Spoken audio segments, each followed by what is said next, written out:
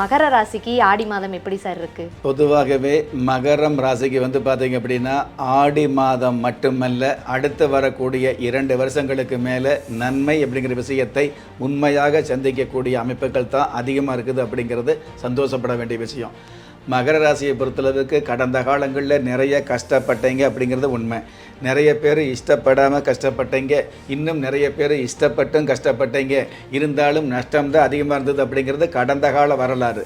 ஆனால் இப்போ பார்த்தீங்க அப்படின்னா மகர ராசியை பொறுத்தளவுக்கு மகரத்திற்கு நிகரமில்லை அப்படிங்கிற அளவுக்கு மிகப்பெரிய ஒரு மார்க்கங்களை சந்திக்கக்கூடிய அமைப்பில் கிரக நிலைகள் சாதகமாக இருக்குது.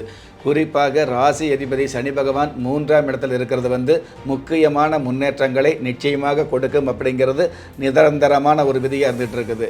அதே மாதிரி உங்களுடைய ராசிக்கு 7ஆம் இடம் என்று சொல்லக்கூடிய கடக ராசியில் சூரிய பகவான் இருக்கிறது மிகப்பெரிய அமைப்பு.